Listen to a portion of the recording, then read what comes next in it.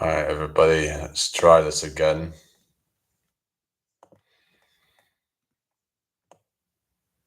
Uh,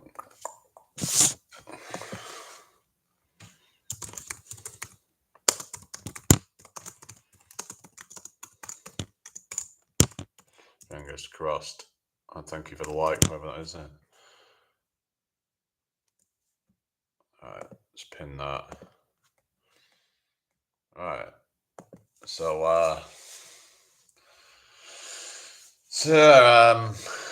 thought I'd restart. It just wasn't really going so well, so let's see how it goes this time. So just thinking about selling some handmade stuff. So thinking about doing stuff with like shells and stuff like that. Good morning, Tony. How you doing? Novelty items, basically. Whether they would do well at, say, like I'm not sure. Like maybe I could put them on marketplace or something and see if I can get any interest. But I don't know, like how many people would see that stuff really. Would I get any takers?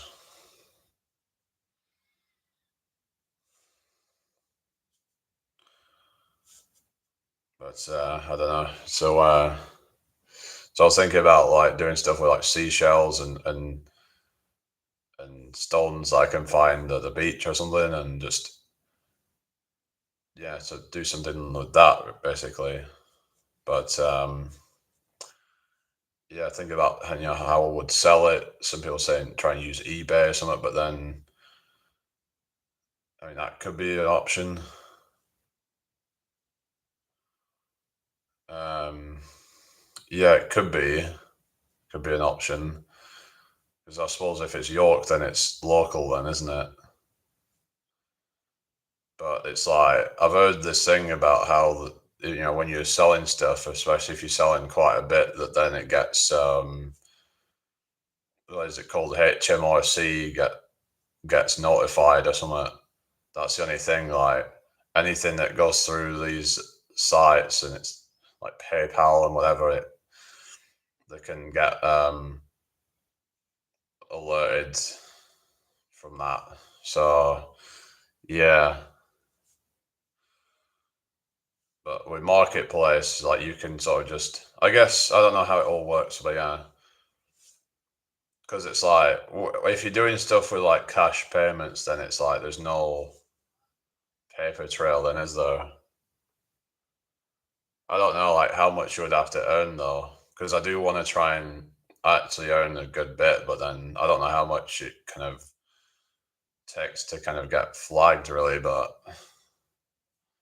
before they think it's some kind of commercial shit. Um,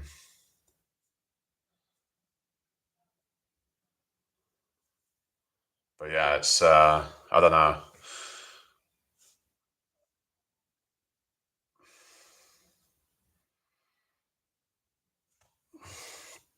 I wouldn't really know. You have to check on Google, I suppose. Yeah, yeah. It's sometimes hard to find these things out though. Sometimes you don't really get a definitive answer. But yeah, I don't know. But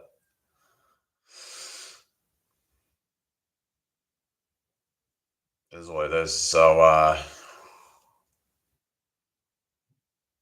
yeah, there is a lot of misinformation. Definitely, yeah, there is. It's a real minefield out there, isn't it? The online world, even things like ChatGPT and these AI um, chat bot things, they oftentimes put out misinformation as well. So you have to really be careful what you believe in. So yeah, because sometimes you'll put something in and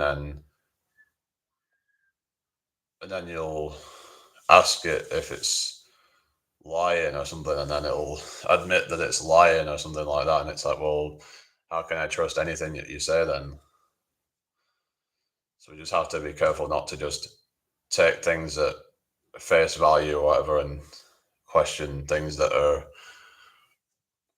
told to us, really. So yeah, but yeah, things like Facebook groups might be an idea.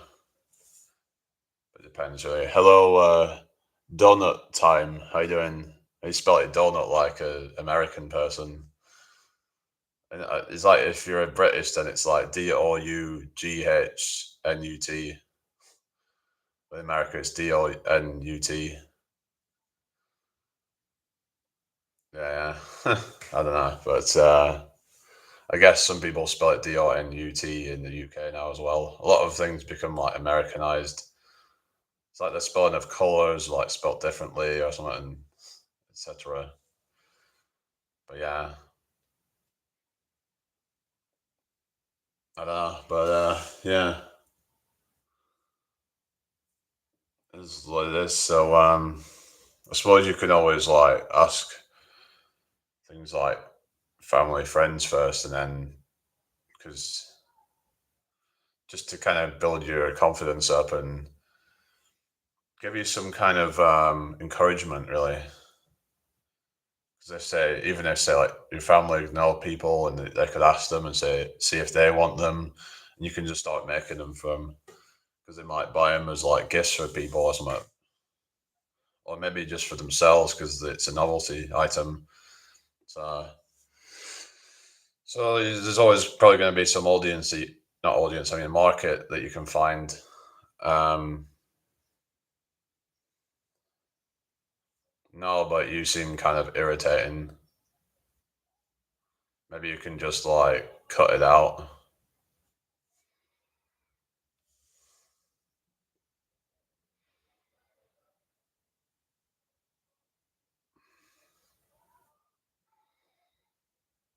Yeah, you heard. If you've got nothing good to say, then don't say anything.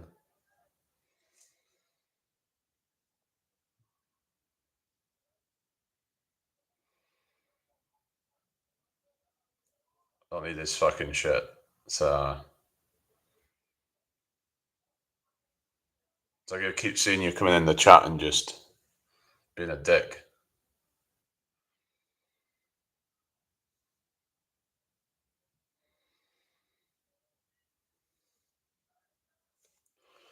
So just yeah, so just wind your neck in.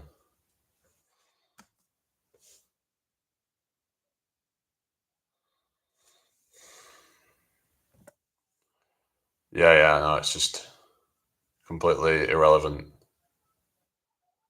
Well, I'm not talking about that, am I?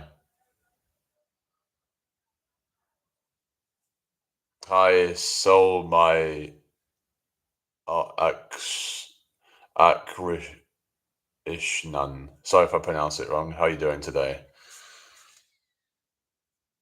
It's like, why even bring that up? It's just so random.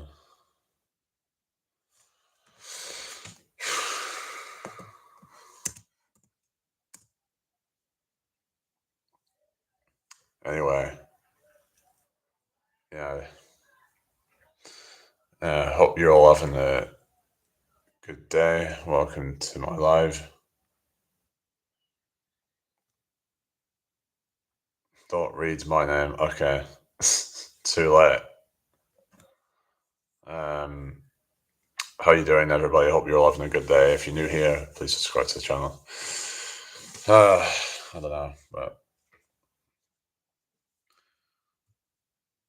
yeah, yeah, it's a bit annoying, but it is what it is, isn't it? Yeah.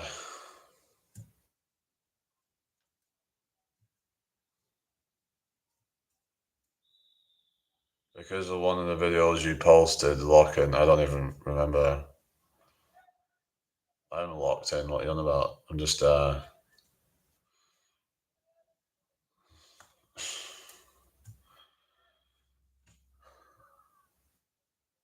mean, I would probably just mute you from the live, but apparently it hurts your channel, so that's the only reason I'm not doing.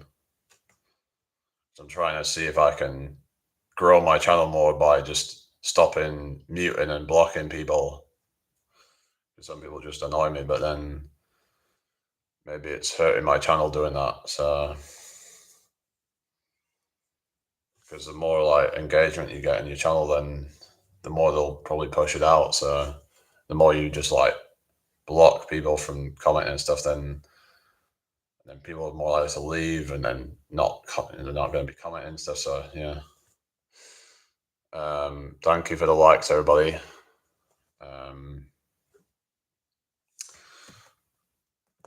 But yeah, welcome in, everybody. Hope you're all having a good day today.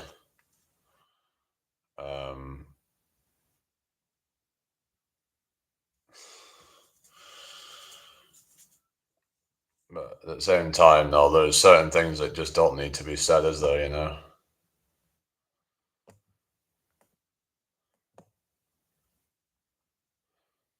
Yeah.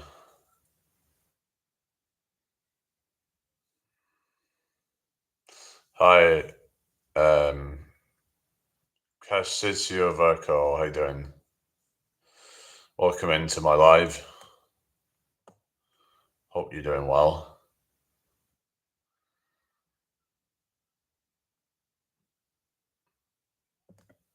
Yeah. Just saw a video come up saying she doesn't want you, she wants your lifestyle.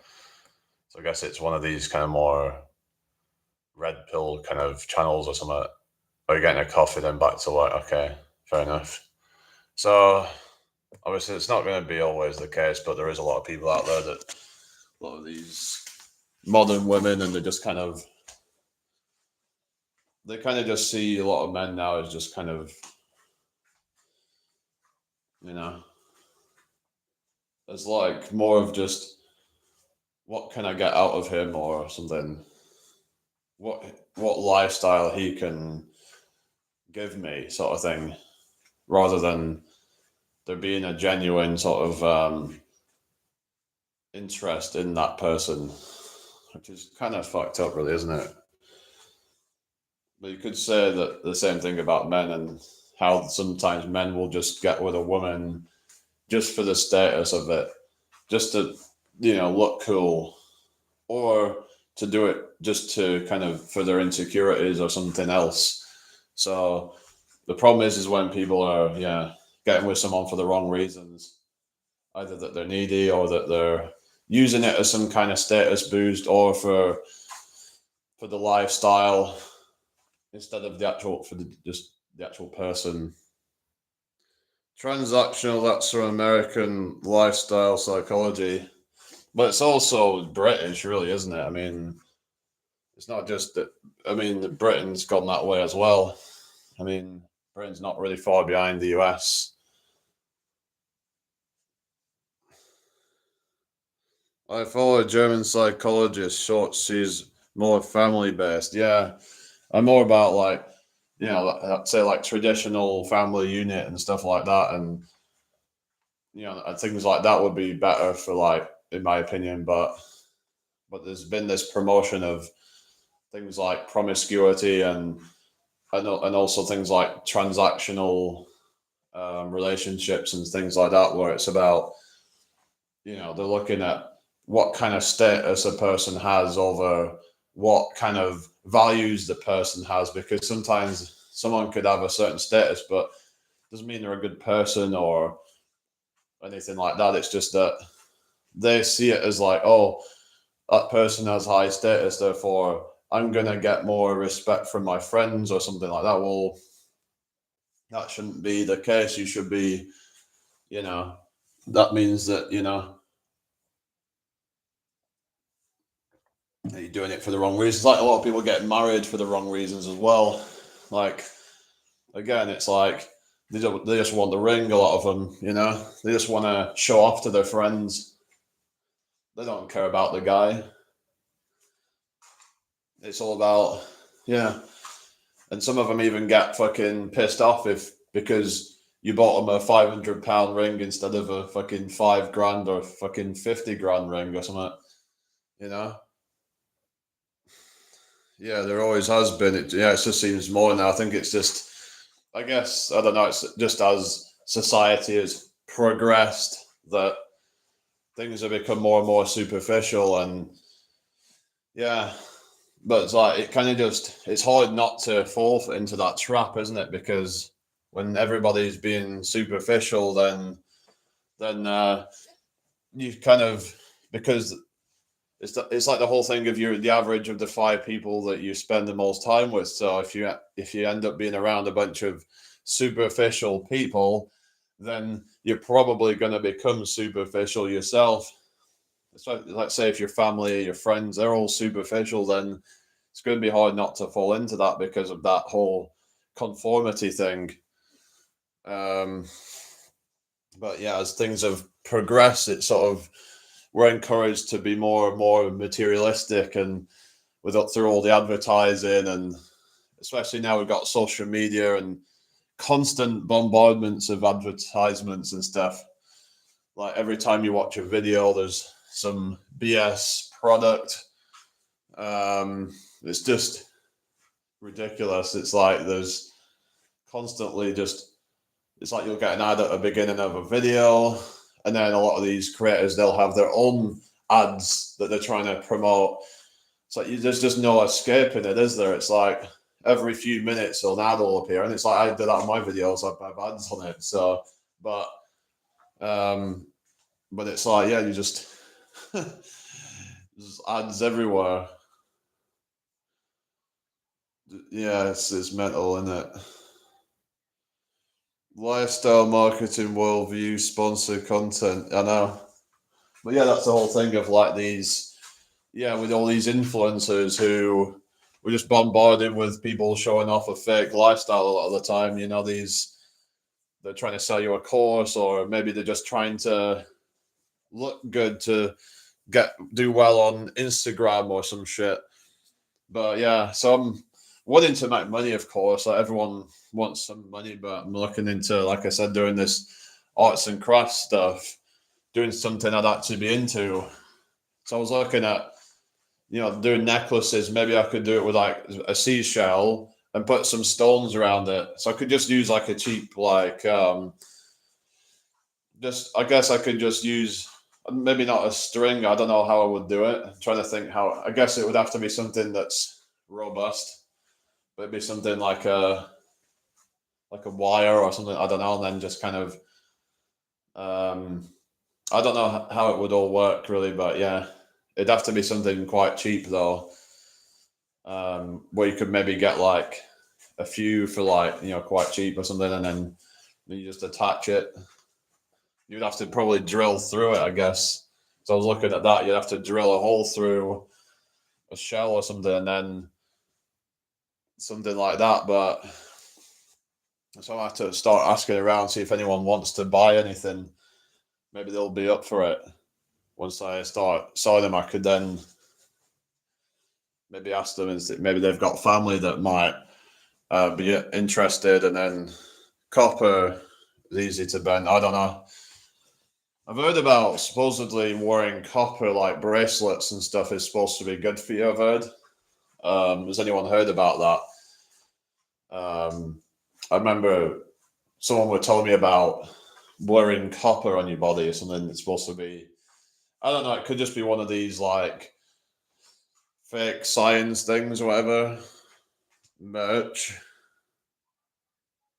Too much is not good. What's that copper you mean? Yeah, but I've heard having copper bracelets. I've heard it's supposed to be a. I don't know, but yeah. There's different things I could try doing. Like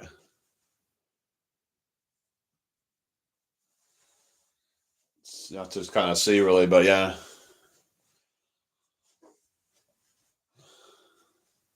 I was thinking about making some like stuff with like fabric and stuff like those like you can make coasters and stuff with them.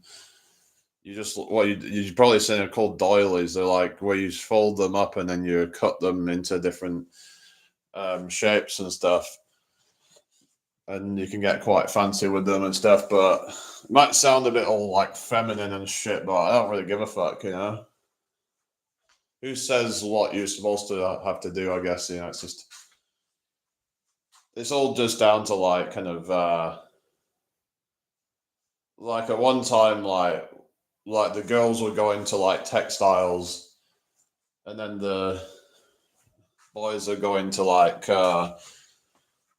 woodwork or metalwork or whatever. But it's like, who's to say that it has to be that way? That who's to say that one's masculine, one's feminine, or something? I don't know. It's just um,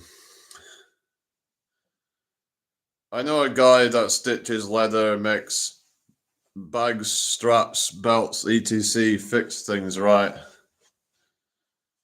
Men make good trailers and cooks. Yeah, because it's like women are sort of like, we're supposed to be like the cooks or something, but then men oftentimes make good cooks.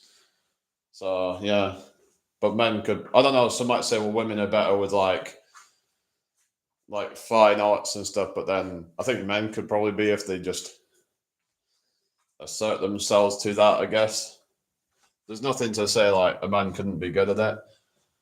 Um, some say women might be a bit better at like being more precise with it. I don't know.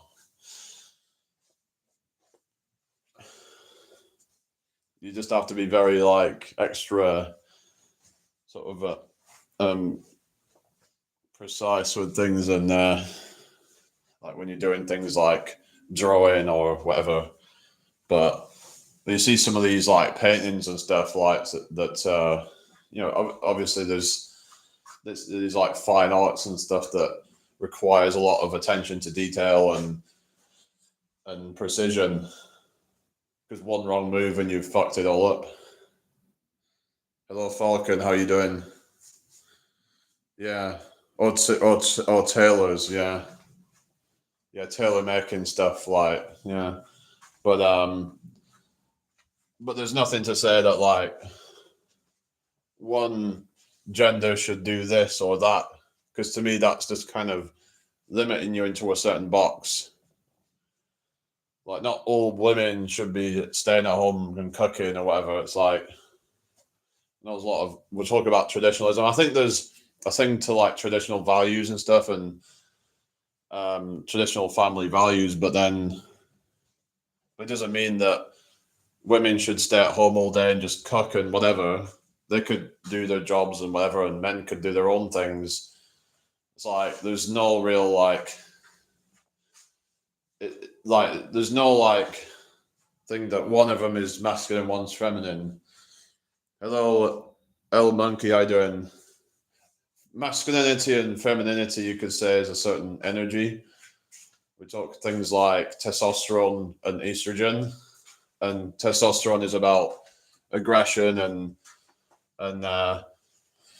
things like that, competition, whereas the feminine side is more about cooperation and things like that, and more compassion and stuff. But there's the species we should probably have both traits to a certain degree, but it's just that men and women will vary in their amounts of those things. Generally speaking, women would lean more towards, generally speaking, more towards, and I guess naturally they would lean more towards cooperation and things like that, whereas men would be generally more competitive. Yeah, so that's how I see it anyway. Because it's usually the ones that, like the women who would say, get to a certain level of kind of like with sports and things like that, that they would be the ones that are more like masculine.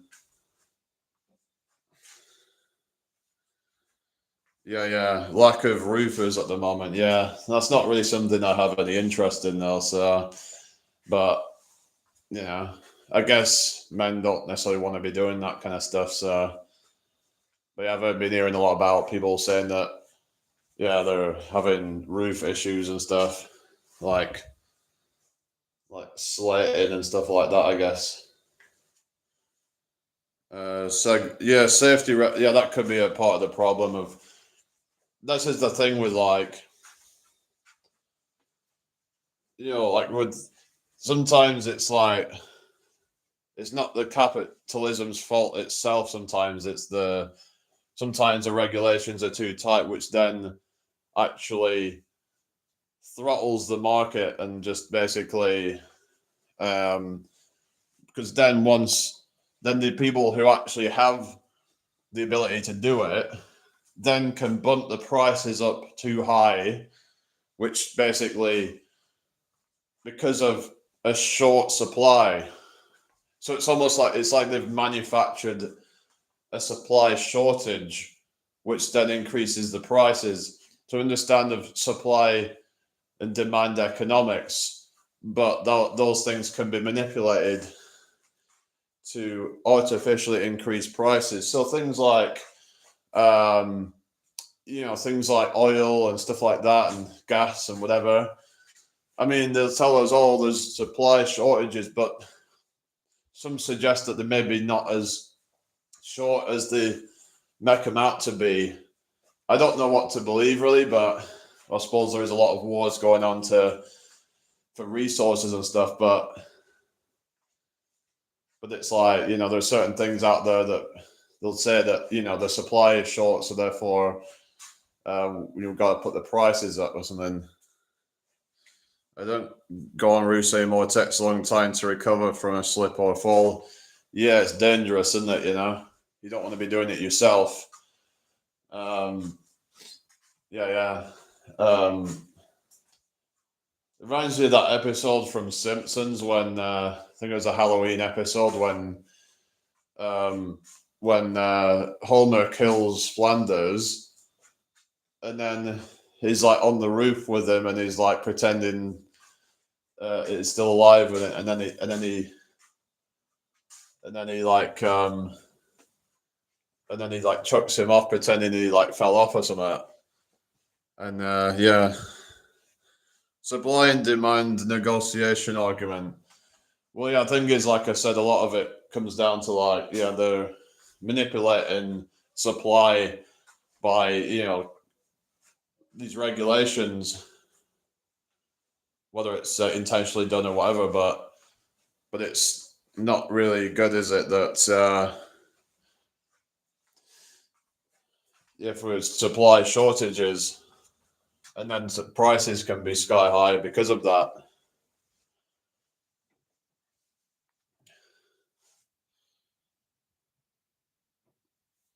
But what we do is we have high supplies of very low quality products in this society. But I was actually talking with my dad about this thing of this whole Brexit thing. It is a complete joke. Like that, we don't even have a proper Brexit, and apparently EU still got like a hold on us. So all these people trying to sell like, oh, because of Brexit, we've got all these problems and stuff, but we don't even have a fucking proper Brexit. It's like we basically have this thing. I can't remember the name of it, but it's something to do with human rights or some shit, and basically they still have a hold on us, and it's blocking a lot of like it's actually blocking us from trading apparently from different countries and things, and there's different things that it's restricting. So yeah, I mean, but there was like, oh, that they can't come out of it because there's these things that need to be in place. But it's like, they could just come up with their own whatever regulations and things. You don't need fucking this EU thing, whatever, to do that. So I don't know. It just seems like they're trying to gaslight people and whatever, and yeah,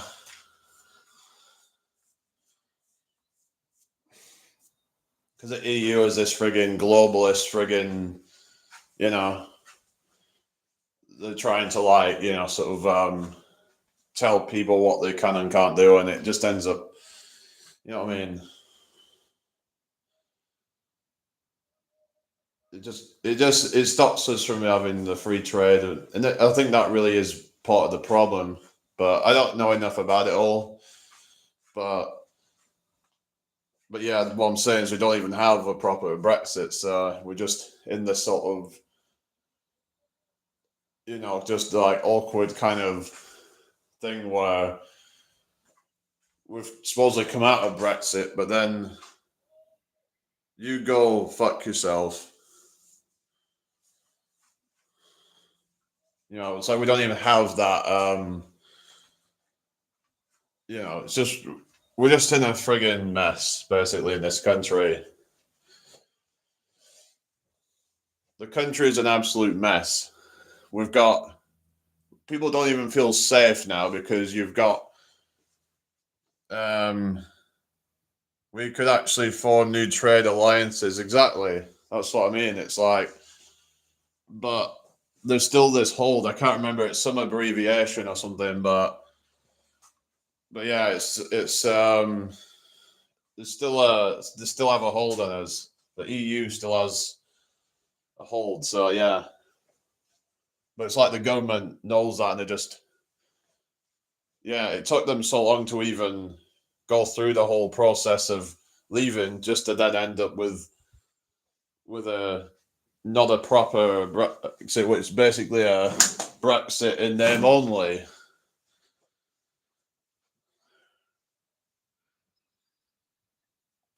Does he own another barbershop? Oh goodness. Um. Okay, I don't care. Whatever. Whatever. Just leave me alone. Like I said, the only reason I'm not blocking these people is because they're helping my channel by being here. So yeah, hello Alondra, how you doing? Starmer is Eurocentric. Most of the political class are.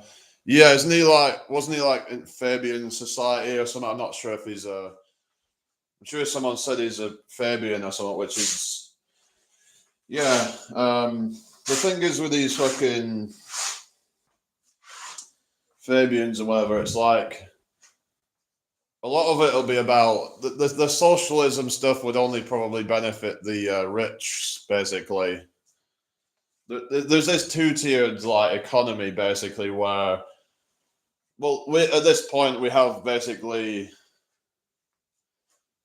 like a corporatist system of like bailouts and shit like that for the rich, but then it's like, but then the poor are just in this kind of, sort of like dog eat dog kind of, you know what I mean, fighting for scraps.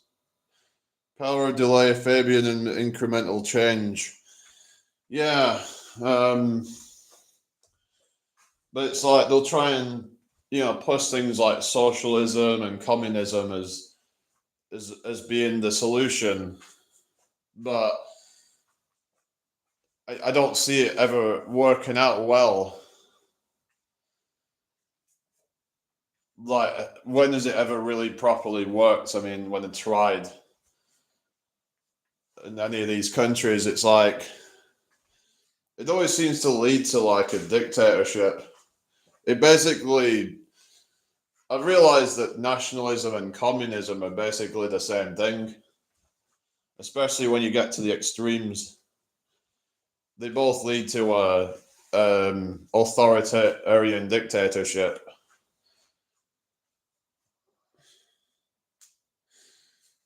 Yeah, in America, it's like, yeah, that's the thing. It's more extreme, like than what we have. Like do they have more homeless there or something? I mean, they have a lot of homeless in the UK as well, but like, but I don't think socialism is really the answer, though.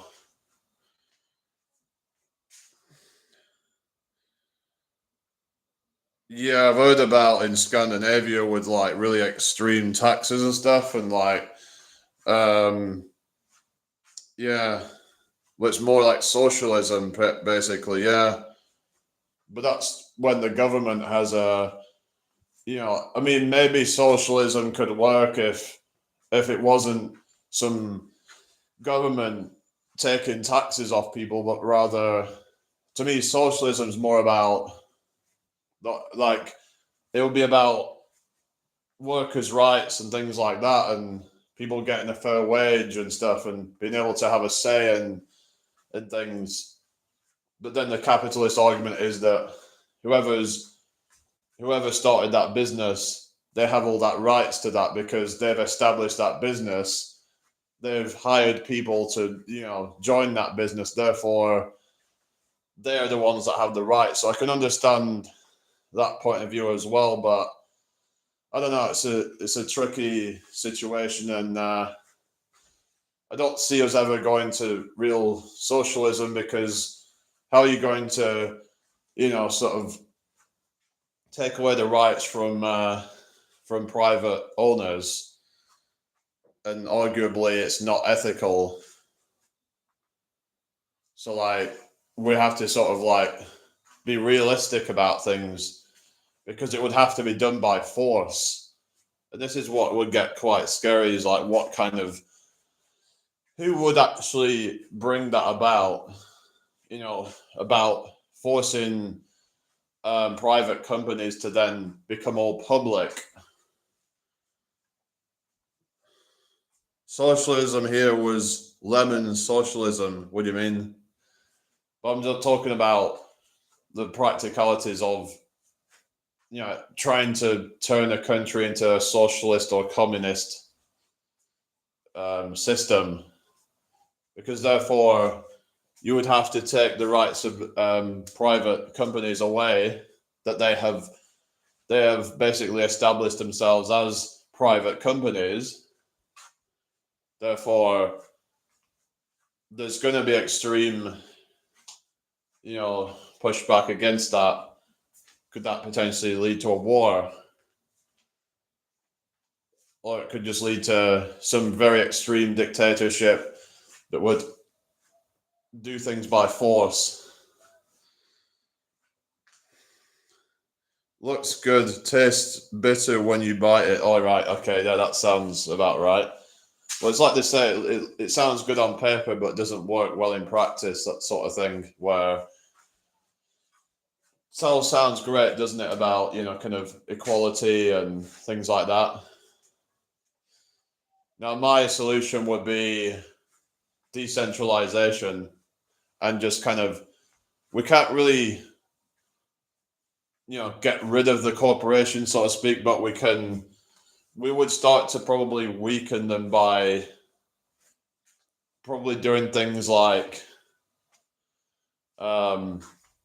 not supporting them as much and trying to kind of go towards more of self-sufficiency as the solution and not relying on big daddy government to basically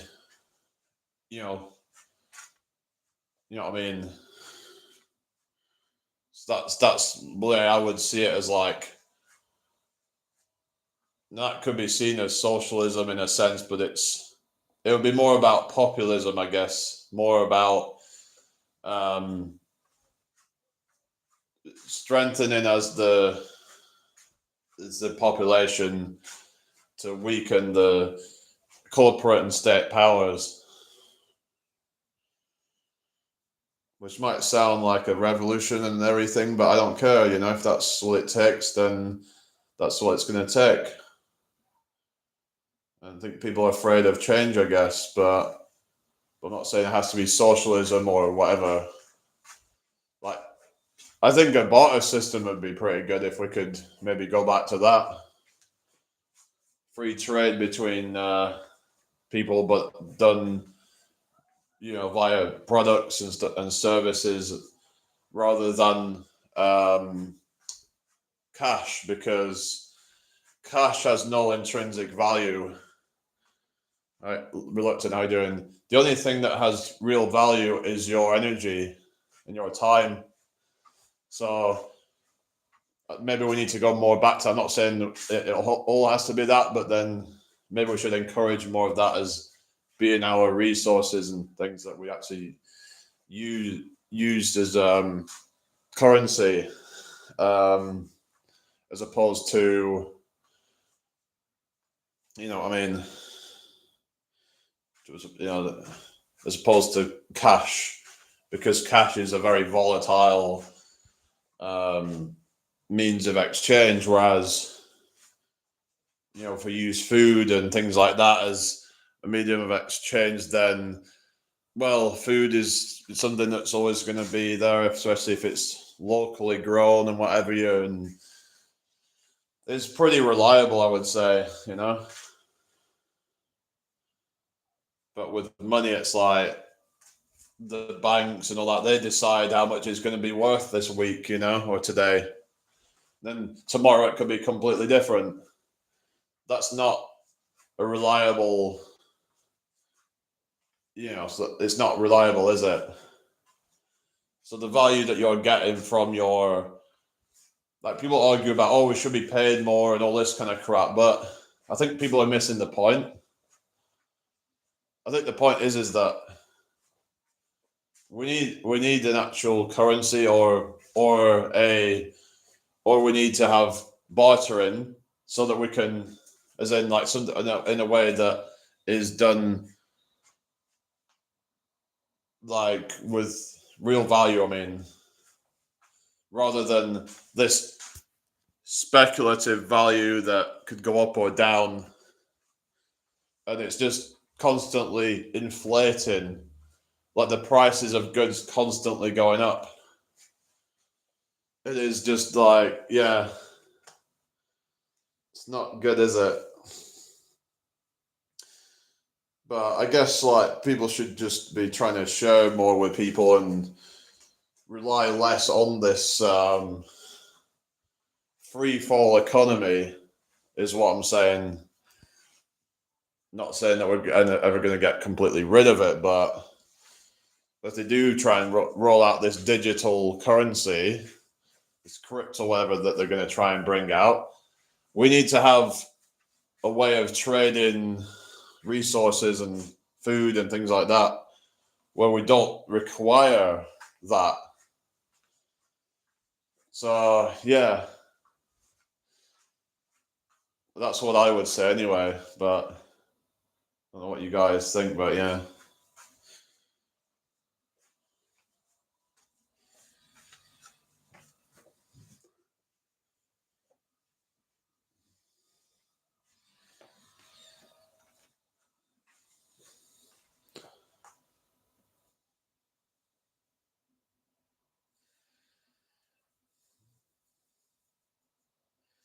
Thank you for the 10 likes, everybody. Is anybody still there? But we just have to try and sort of,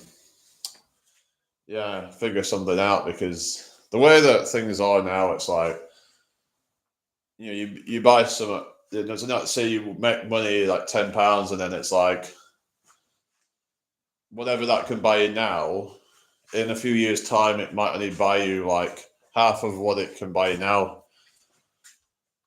So the whole, like, system is a joke. It's just the monetary system. Everything about this system is a scam. The monetary system, like the police system, the governmental system, the corporate, whatever, like all the systems, all the way that it's run is just, it's a scam, and they'll just keep trying to gaslight people. And yeah, through where do you start putting the word out and planning the action? Well, it's easier said than done, but it's just, it's just we would need other people to get it going, really, because it's it's not something I could do by myself, is it? All I could do is have a very small impact, but it's like, just, I'm hoping that at a certain point I can have enough influence to where maybe I could have that. That's what I'm hoping. That's one of the things I'd like to do with my influence, is be able to, so hopefully I can grow my account to a point where it can really sort of yeah, it can really sort of influence a lot of people. But I think the thing we've got to do first is, as they say, be the change you want to see in the world. So it's all about trying to live that life first, and then people may start to follow along, and then that's where we can start to get a movement happening. So it could take a while, but yeah. But we have to have a goal, we have to have a vision. Otherwise, it's gonna not work out.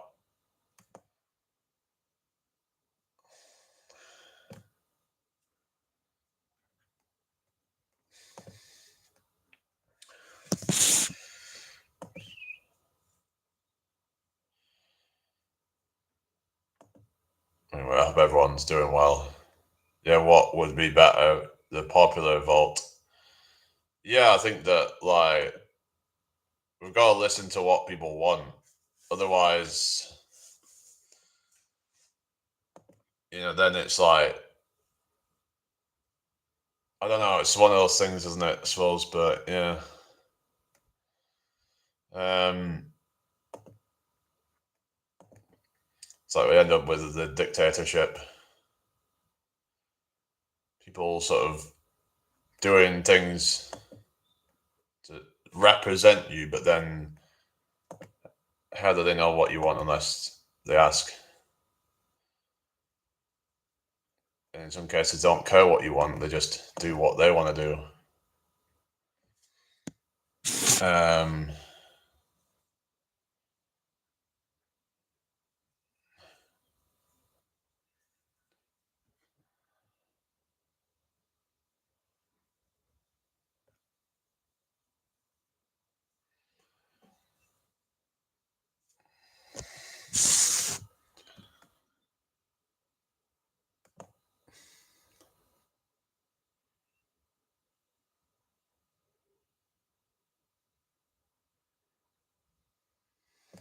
Yeah, I feel politics is a lot of that. They say exactly what you want to hear, take your money in, but don't make the changes.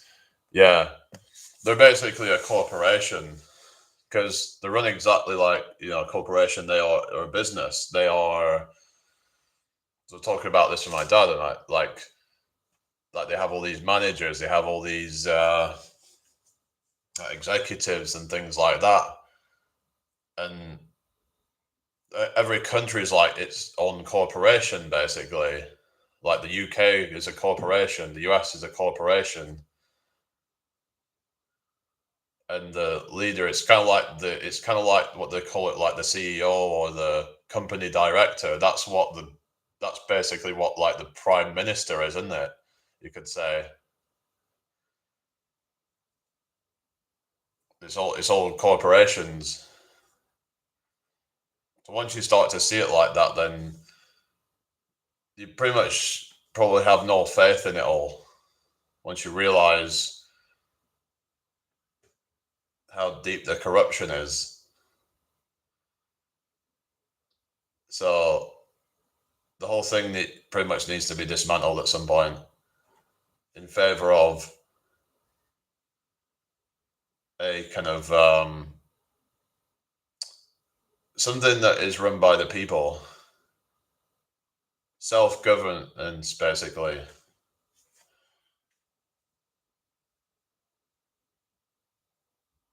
Because hierarchical systems are inherently corrupt. Anyway, so money talks worldwide, I feel. Yeah, basically. It's just mad how like these people get bonuses just for like showing up to things like House of Commons meetings and stuff like that.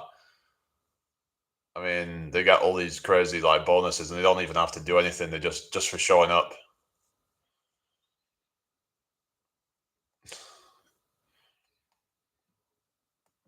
I mean, it's crazy, isn't it? Really.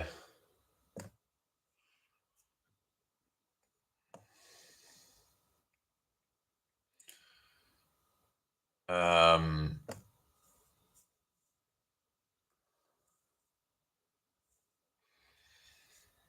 yeah, they get paid to sit. Yeah, and even when they do something, they just act like a bunch of clowns.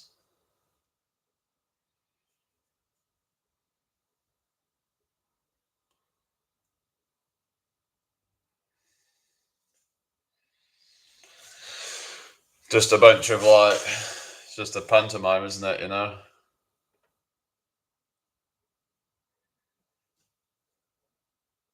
I think people are slowly starting to kind of unplug from it all, but it's going to take a lot of time, really.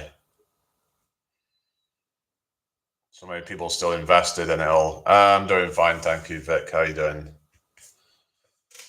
Yeah, I just don't know if you saw it yesterday. 155 kilogram deadlift. But yeah, I need to try different trainers for it because I was using these running shoes, and someone actually like come up to me and said, "Excuse me, like those shoes you're wearing for it, maybe not the best. It could be bad on your feet or something." And so I was like, so maybe I should try different ones. Also, I was looking into it that maybe I could even go heavier if I used flat shoes because of increased stability and increased force production from like because when you're doing a deadlift, you want to think of it as what they call like an earth down sort of thing. Think of it as like you're pressing the earth down.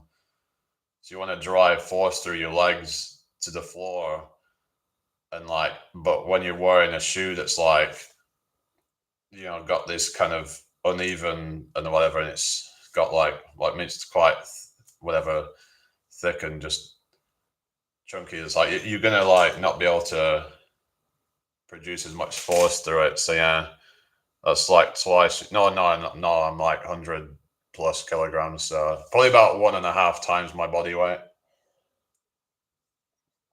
Like, you gotta remember I am 6'4", but yeah, I was using mixed grip, and it's I find it easier to get more weight up with mixed grip. It's just it can hold the weight longer. Like when I was holding it for a few seconds after, and I was like, I could just keep holding it. Yeah, I'm quite. I'm 6'4", so I'm like, if I was like probably like 5'9", 5'10", then yeah, I'd probably be about maybe like 80, 85 kilograms or so.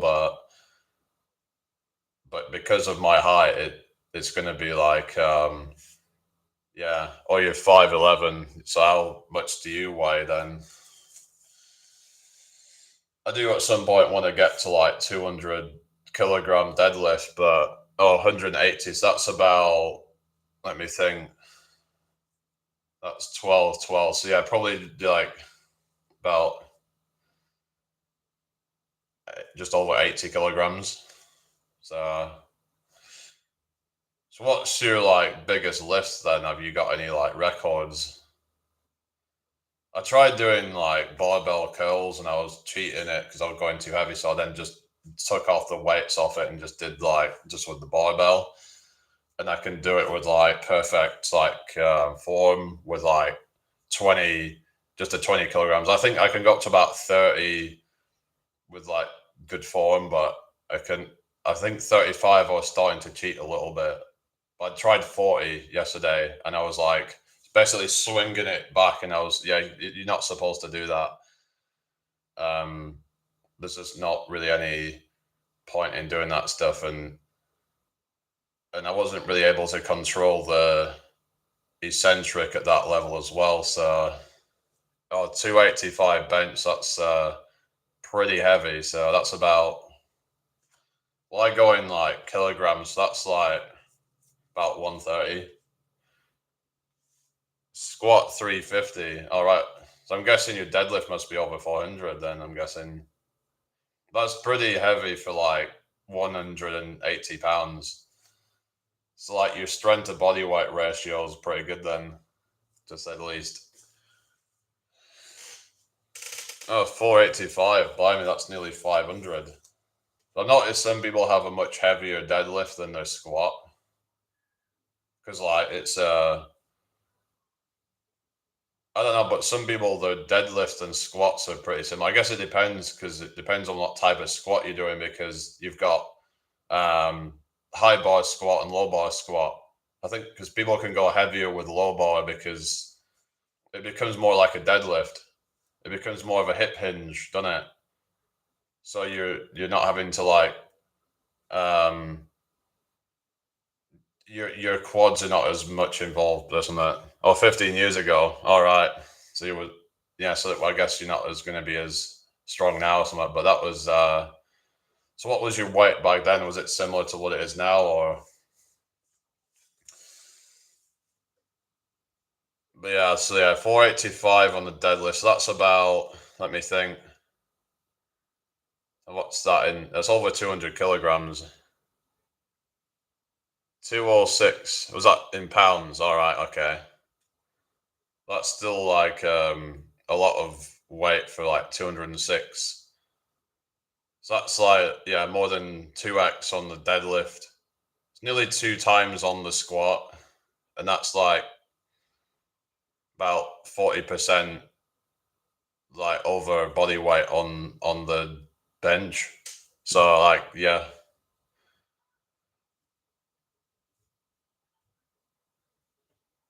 I saw that this thing come up about someone apparently doing a sub 5 minute mile and a 500 pound squat on the same day. That is fucking mental, isn't it? I don't know if the guy's natural or anything, but I mean, I remember like Nick Burr was doing some shit like that, but I don't think he's natural. Like he was doing a sub 5 minute mile, but he's also like really strong. There was a kid at 154 pounds benching 480. That is crazy. That is mental. That if it's a kid as well, like, yeah, how is that even possible? That's like what three times their body weight. But they're using a bunch of shit or something. Because I've seen some of them doing like the equipped with these like jackets, and it helps to give them bounce out at the bottom. Not even big, right? I've seen some like guy that was doing like I think it was only like 80 some kilograms, so it was probably about 180 pounds or so. Fucking clean and jerking over 200 kilograms. Like, so it was clean and jerking like almost 500 pounds at a body weight of like under two, probably about 180 or 190, whatever. That's crazy. Hello, share your heart by Osti. How you doing? Hope you well today. Tiger Woods at 180 pounds benches 480. Oh, really? Yeah, that is crazy numbers. Have you seen that guy called Andrei Smayev? He's like, I think he's is he Russian or something, and he's got some crazy like records on stuff, and like he's done I think 150 kilogram weighted pull up, and he's done like oh yeah, black people, yeah. Hi, stay forever 143X. How you doing? What's your name? Welcome in here. Hope you're having a great day, everybody. Yeah, like black people tend to be quite strong, but then I know I was talking with someone, and then they were saying, "Oh, that's not really, like they're not necessarily stronger, like or something like that." But it's like it's something about like higher testosterone or something. But then why is it that you don't see a lot of them in these strongman events, like World's Strongest Man? You don't really see a lot of black guys in that, do you? You tend to get a lot of like Russians. They tend to be really strong, actually, but I've never really seen. I don't know why. Is it some people are saying it's racism that they don't appear in these events very much? It's like they're not really gymnastics very much or something. Oh, stay okay. All right, no worries. Those are Vikings. Oh yeah, there was Thor, who's Icelandic, and he's got the deadlift world record, 510 kilograms. So it seems like yeah, like Scandinavians and like Russians seem to have some pretty good genetics. It seems, but Yeah, I don't know. But everyone's got their own kind of like strengths and weaknesses.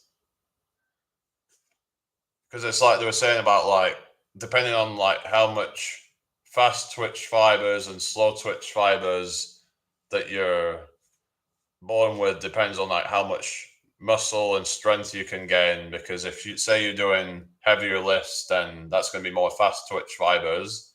But then slow twitch is going to be more kind of like endurance. So you're not probably going to build as much muscle with that.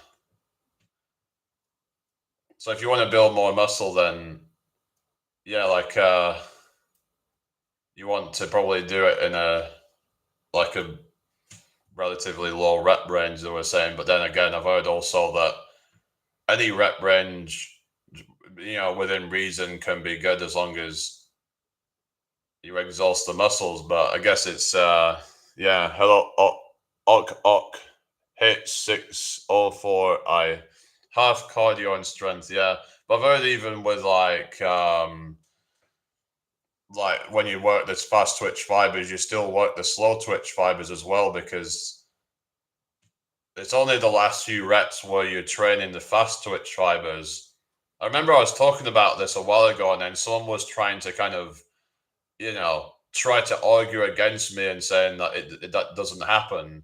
They were trying to just like, I don't know, make me feel like I'm wrong or something. But I've heard this before about because the fast twitch fibers are bigger fibers that exhaust faster. So yeah, so there was this guy saying that we only have something like either 2 or 3% fast twitch fibers, but that doesn't tell the whole story, because the fast twitch fibers are a lot bigger. They're a lot more voluminous than slow twitch fibers. So because fast twitch fibers have more contractile potential than slow twitch, but they burn out quicker. So yeah, yeah. If you get big, you'd be good because of your height. It's one of those things where if you're taller, it can take a lot longer to look big. But once you do start looking big, you look really fucking big. It's like you have to go through that awkward phase of looking lanky, but and you can see it, but I'm getting some size on me now, with the getting some guns there. But yeah. So like someone was telling me like that if you're tall, you're probably going to look still kind of small until you're about 15, 16 stone, which is between about 210 to 224 if you're in pounds. So that's where you'll still look kind of small up to, yeah. Yeah, nutrition is key, but yeah, just a lot of it's going to be about calories and, obviously calories in versus calories out, eating more calories than you need to maintain. This is something that Mike Mentor was talking about. I do think though that protein is important, but I think the point is a lot of people miss out on calories. They focus so much on protein that they don't get enough calories. They're just looking for high protein foods, and yeah, water retention is can be a thing. But yeah, if you like that's if you just like I've heard a lot of people on steroids, they have a lot of water retention, especially around the gut and also the face. There's this thing called the moon face, and yeah. I don't think I have a ton of water retention. It's just yeah. Um I was taking testosterone and amino acids, right? Yeah, what was this when you were like younger or something?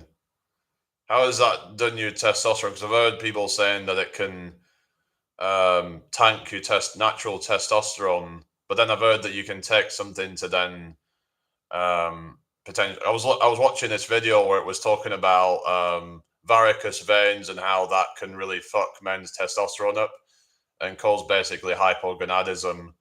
So if you have hypogonadism, then you might want to get it checked out and see if there's anything there that's like, needs to be sorted out. With it, I went from 170 to 206, right? Yeah, I suppose 206 at 511s, yeah. Well, there was this guy called what was he called? Oh, if you've seen him in the chat, One Dark Rep, and I was kind of saying that he was a bit sus because of his body weight. He claimed to be at 10% body fat, and listen to this. He said that he was, what was his height again? I think he said he was something like, what was it, 5'5", but he had, hang on, I think he said he was 79 kilograms or something. So that's a body weight of roughly around, yeah, so that's over 170. So that's about, let me check, 79 kg in pounds. 174.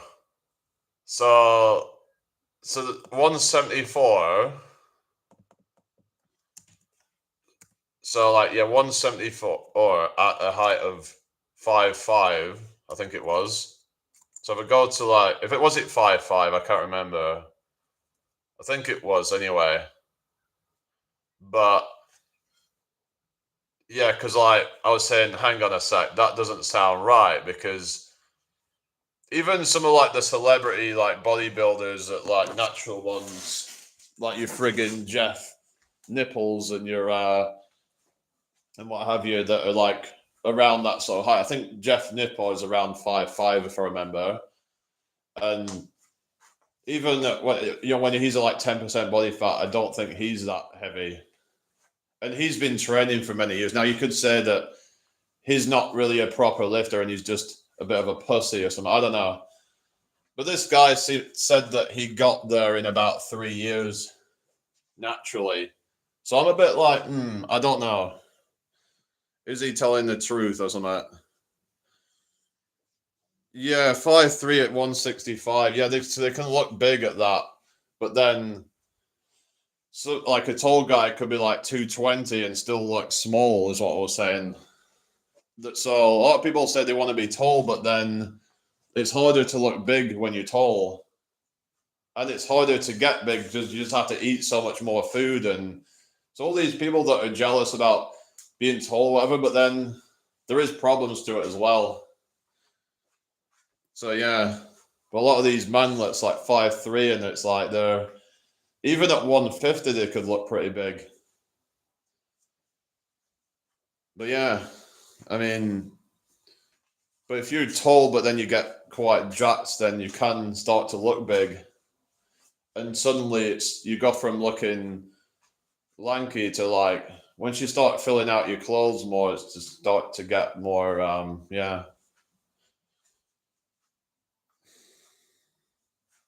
Yeah, I don't think I'd want to be tall, but I think a balance would be ideal. Maybe around 6 foot's probably about the optimal, where it's like you're tall enough, but you're like kind of, you're not too tall kind of thing. I think around that sort of mark is probably like the optimal zone in terms of, you're somewhat above average height, but not too tall to stand out, but you don't look short, and you can fill out fairly easily. You're not like, yeah, you know what I mean? No, 5'11's not short, at least where I am anyway. I think the average guy is about 5'10 here. In some countries, it's lower than that even. But I don't think in very many countries 5'11 is considered short, unless you're in friggin' Scandinavia or somewhere like that. Maybe, I don't know if that, or Netherlands. I don't know. Maybe in some of these countries it could be considered as slightly below average. But then in most countries, 5'11 is actually seen as above average height. So I've always wanted that extra inch to 6 foot. Lol. Oh yeah, have you heard about these friggin', what are they called, platform shoes? So you get all these, you get the whole Lux Maxing community and all that, right? And they talk about like adding an extra inch or two onto your height by wearing platform shoes to give you an extra boost to your height. I suppose that's not as bad compared to things like leg lengthening surgery. What kind of like vain kind of, you know, person is going to break their legs to gain an extra few inches? But a lot of these people just end up having these really like daddy long legs. Their torso looks really out of balance. It actually makes them look worse. And then they end up being crippled, you know? Um, See that extra 3 inches? Oh yeah, world average 5'7". Yeah, in the West it's 5'9" to 5'10", I think. But yeah, in say like Asia, their averages are about 5'5", 5'6", something like that. Maybe even less in some countries. I mean, those surgeries would be terrible because I think you can't do heavy squats and stuff like that. Yeah, I'm like, I just don't see the point. Maybe you should just focus on trying to fill out your frame and just look more muscular or whatever. If you're insecure about your height, at least then you've got the chance to kind of widen your frame and look more masculine. I mean, and if you absolutely need to, just I don't know, wear platform shoes. But I don't even see the point in that. Not every woman. If it's all about trying to get a woman, not every woman needs you to be 6 foot tall. That is a myth. I've seen countless number of guys that are short, that like even less than 5'6", get a hot woman. It is entirely possible. Yeah, some want you to be taller than them, but on average, men tend to be a few inches taller than the average woman, so you have no problem.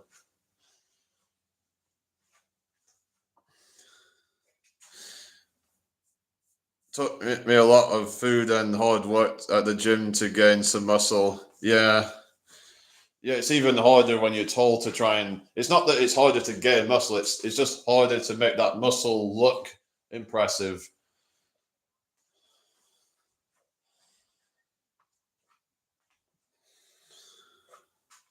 But the thing is, I could probably lift more than a lot of these people because, you know, I've actually got results. But then, yeah, I remember when I was first trying to do deadlift, and I probably would have struggled even to like lift half of what I can lift now.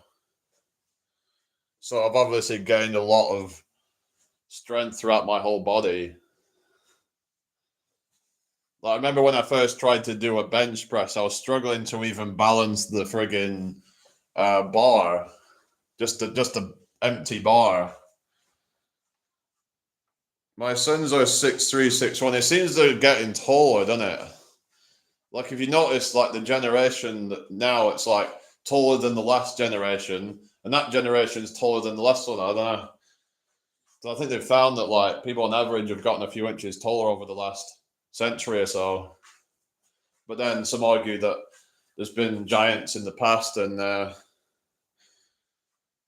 your dad's 5'7", right? So that kind of, I suppose, supports that idea that people seem to be getting taller, at least on average. I don't know. Is tall like a dominant gene or something, or is it to do with modern diets and maybe increase is in growth hormone perhaps, and whatever growth hormone they have in the womb that could determine. I don't know. There's different factors that could potentially lead to it, but my dad's only about 5'8". My mum's actually slightly taller than him. Actually, she's nearly 5'9", but still, it's a lot shorter than me. So,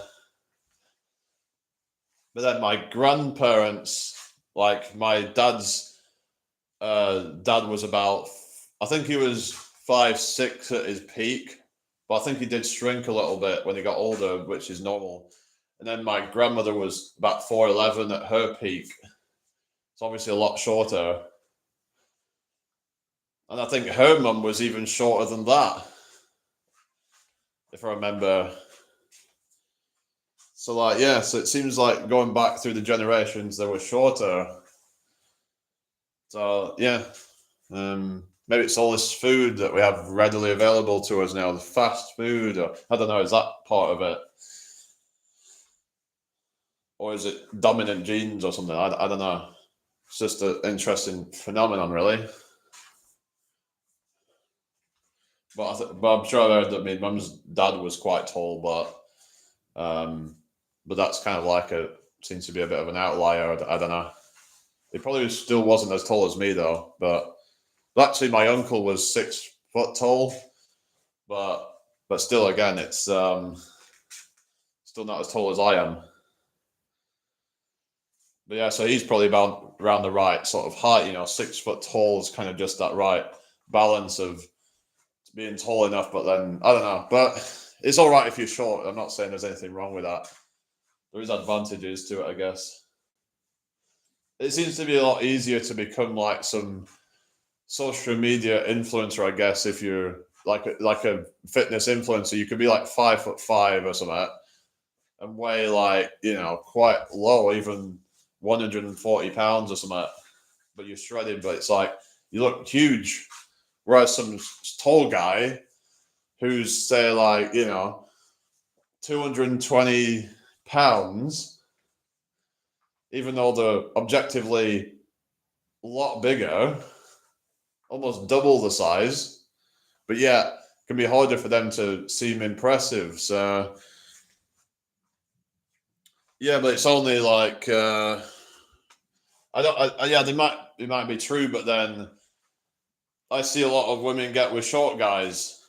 I don't think it's as much of a disadvantage as what people make it out to be. Um, as long as you have other things going for you, then I don't think the height really matters as much as what people make it out to. There seems to be a lot of black pill nonsense. It just to me seems like a cop out where it's like, oh, I'm short, it's over, so I'm not even going to bother trying. Like if the only thing you have is your height, then even then you're probably going to struggle even if you're awkward but the only thing you have is your height. Whereas if you're short, we have so much more going for you. They'd probably do better. So, well, Spanish girls isn't necessarily like every single one, is it? Why do you have to go for a Spanish girl then? I don't know. There's like I could find like countless examples of where a shorter guy got with some female. So I just think as long as I think they'll say as long as you're as tall or taller than them, then you're probably okay. But then there's even a few examples I've seen where they got with a guy who was shorter than them. Now it doesn't happen that much, but it does happen.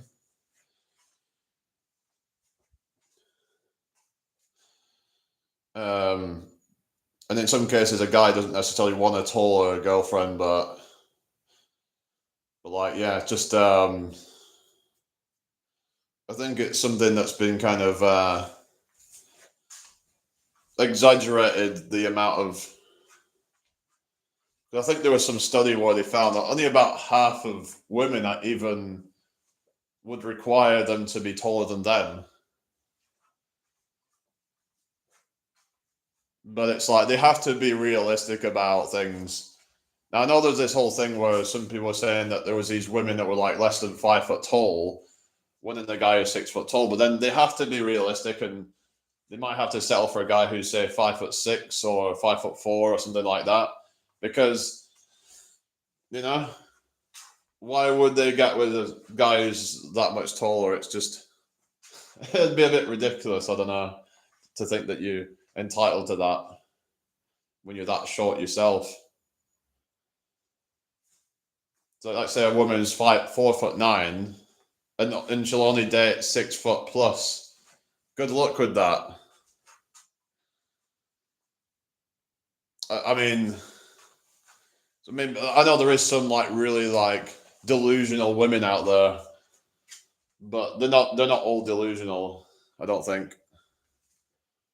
Some of them like know what they're capable of, and they're willing to just like settle for like, you know, a shortish kind of guy because they're short themselves. But if you're a tall woman, then you'll probably just go for tall guys or something. Because you know, not necessarily want to imagine if you're a woman who's 6 foot tall and then like you're going for a guy who's like 5'6", it'd be a bit odd, wouldn't it? Just wouldn't look right, would it? That she'd be like the one bending down to you, kind of thing. It would just be awkward. Um,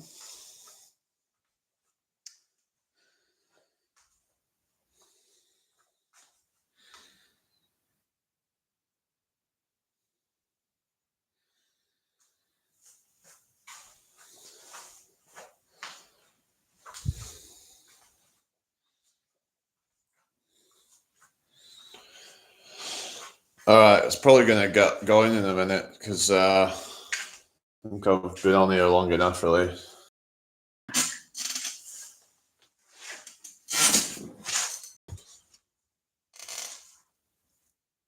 And if I get a girl at talk, I would constantly ask for what's that? So what are you saying? I don't know what you mean.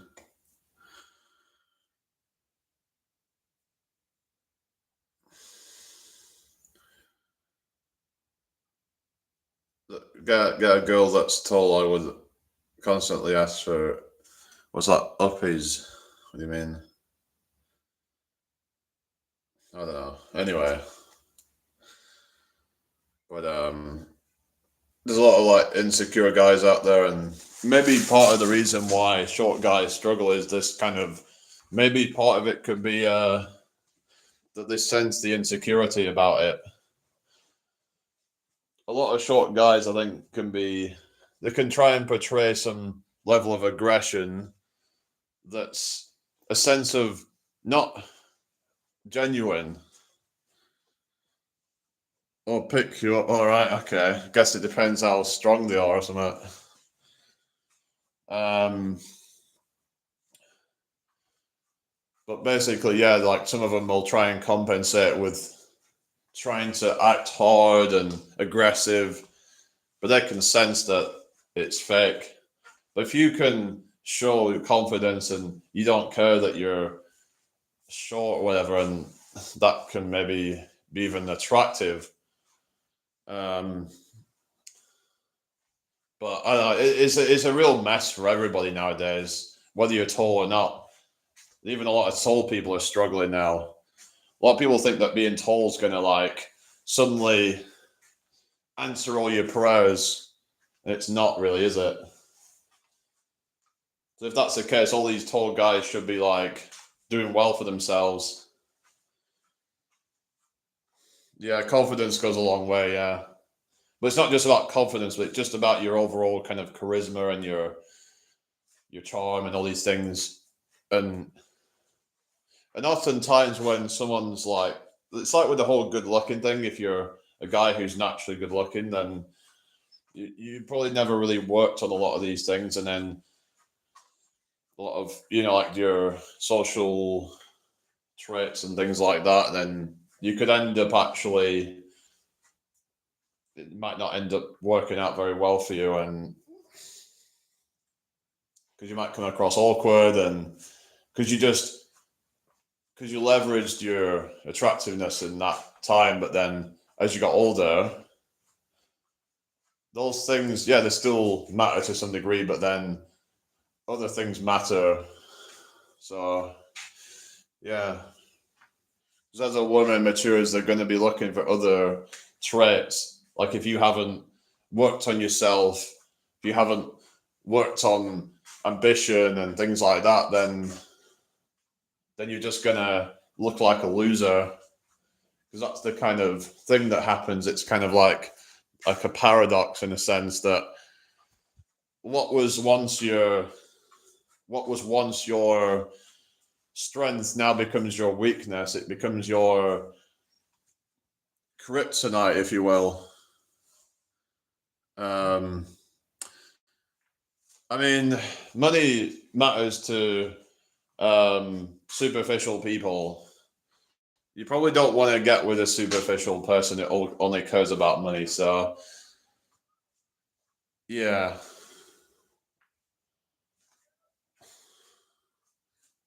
So I don't really agree with that. I think that because if you just see everyone as being like only about money, then that's all you're gonna see. You're just gonna keep confirming these biases, and there is people out there that don't care about money so much. It's just in a lot of these cities, that's where people are more materialistic. There are places beyond like big cities and where people are more kind of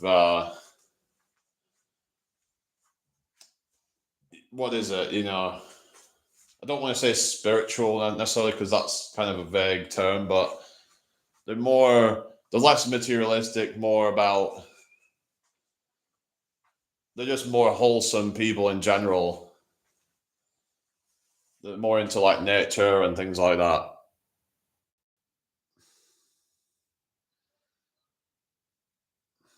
What are you on about?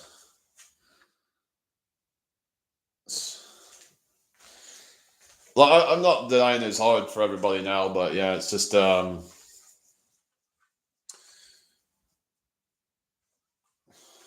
but to say that everybody only cares about money is kind of because even if 99% of people did only care just about money, there's still 1% out there that don't, and that's still can be a significant number of people, and you just have to be in the right place at the right time, and not just limit yourself to these kind of beliefs, I think.